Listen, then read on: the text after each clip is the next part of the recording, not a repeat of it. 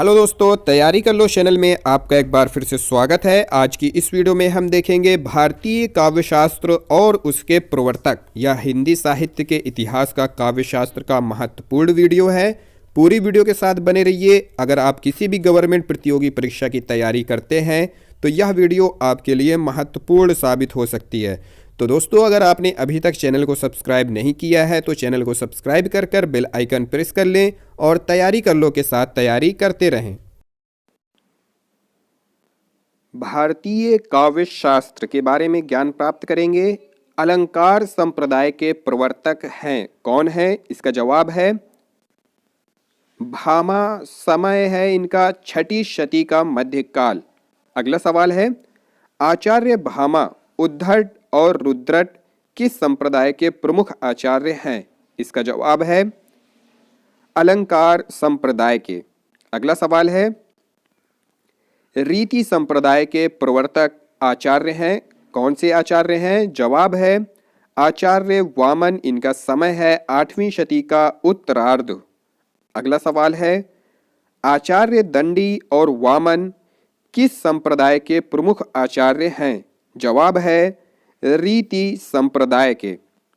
अगला सवाल है, रीति को काव्य की आत्मा मानने वाले रीतिवादी आचार्य कौन से हैं? जवाब है वामन, आचार्य वामन। अगला सवाल है, रस संप्रदाय के प्रवर्तक कौन माने जाते हैं? इसका जवाब है भरत मुनि। समय है इनका द्वितीय शती। अगला सवाल है, संस्कृत काव्यशास्त्र के प्रथम आचार्य कौन है? इसका जवाब है भरत मुनि। समय है इनका द्वितीय शती। अगला सवाल है, आचार्य लोल्लट, शंकुक और भट्ट नायक अभिनव गुप्त किस संप्रदाय के प्रमुख व्याख्याता आचार्य हैं?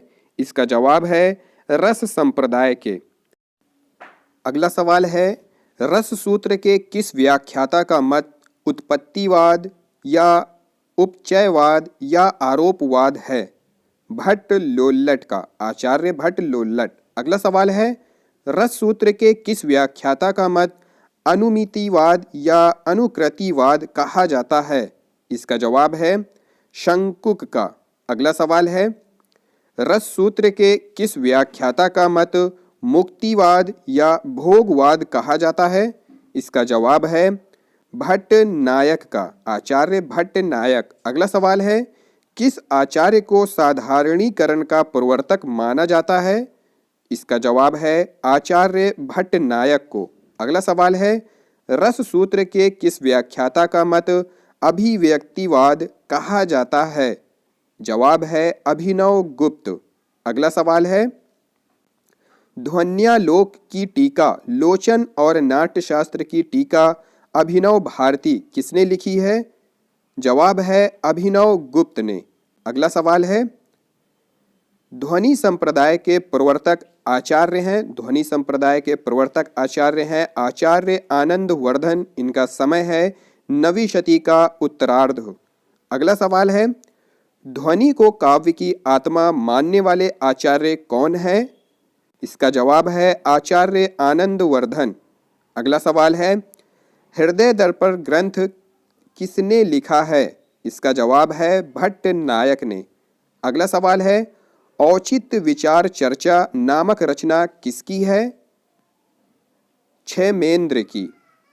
अगला सवाल है, वक्रोक्ति संप्रदाय के प्रवर्तक आचार्य कौन है? आचार्य कुंतक। इनका जिनका समय है 10वीं शती का उत्तरार्ध, आचार्य कुंतक। अगला सवाल है, वक्रोक्ति को काव्य की आत्मा किसने माना है? इसका जवाब है आचार्य कुंतक ने। अगला सवाल है, वक्रोक्ति का सर्वप्रथम शास्त्रीय विवेचन करने वाले आचार्य कौन है? जवाब है आचार्य भामा। अगला सवाल है, औचित्य संप्रदाय के प्रवर्तक आचार्य कौन है? आचार्य क्षेमेंद्र। इनका समय है 11वीं शती का उत्तरार्ध। अगला सवाल है, क्षेमेंद्र के शिक्षा गुरु कौन थे? क्षेमेंद्र के शिक्षा गुरु थे आचार्य अभिनव गुप्त। अगला सवाल है, काव्य प्रकाश नामक रचना किसकी है? बहुत ही महत्वपूर्ण सवाल है। इसका जवाब है मम्मट की। अगला सवाल है दश रूपकम ग्रंथ किसने लिखा है? इसका जवाब है धनंजय ने। अगला सवाल है व्यक्ति विवेक रचना किसकी रचना है? जवाब है महिम भट्ट की। अगला सवाल है काव्यानुशासनम नामक रचना किसकी है? इसका जवाब है हेमचंद्र की। अगला सवाल है अलंकार रस वस्त्र रचना किसकी है? अलंकार रस वस्त्र रचना है रुय्यक की। अगला सवाल है साहित्य दर्पण रचना किसकी है? इसका जवाब है साहित्य दर्पण रचना विश्वनाथ की है। अगला सवाल है अलंकार शेखर रचना किसकी है? इसका जवाब है केशव मिश्र की। अगला सवाल है एकावली व प्रताप रुद्रियम रचनाएं किसकी हैं?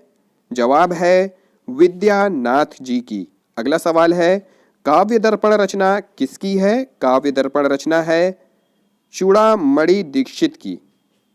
अगला सवाल है काव्यालंकार रस संग्रह रचना किसकी है? उद्धट की। संस्कृत में काव्यालंकार नामक दो प्रसिद्ध ग्रंथ हैं। भामा द्वारा रचित काव्यालंकार 7वीं शताब्दी और दूसरा काव्यालंकार किसका है? इसका जवाब है रुद्रट कश्मीर के जो थे उनकी है। 9वीं शताब्दी के कवि जो माने जाते हैं रुद्रट। अगला सवाल है वृत्ति वार्तिकम व कुवलयानंद रचना किसकी है? अप्ययी दीक्षित की। अगला सवाल है चित्र मीमांसा व लक्षण रत्नावली रचना किसकी है? अप्यय दीक्षित की। अगला सवाल है श्रृंगार तिलक रचना किसकी रचना है? जवाब है रुद्र भट्ट की। अगला सवाल है रुद्रट और कुंतक ने कितने काव्य हेतु माने हैं? जवाब है 3 काव्य हेतु। पहला शक्ति, दूसरा व्युत्पत्ति, तीसरा अभ्यास। अगला सवाल है वामन ने कितने काव्य हेतु माने हैं? इसका जवाब है 3। पहला लोक, दूसरा विद्या और तीसरा प्रकीर्ण। अगला सवाल है व्यंग के तारतम्य के आधार पर काव्य के कितने भेद माने जाते हैं? जवाब है 3। पहला ध्वनि, दूसरा गुणीभूत व्यंग चित्र और तीसरा चित्र। दोस्तों अगर यह वीडियो पसंद आई हो तो लाइक करें, शेयर करें और सब्सक्राइब करें। तैयारी कर लो चैनल को। अगली वीडियो में हम ऐसे ही कुछ और महत्वपूर्ण सवाल लेकर आएंगे। Thank you for watching this video.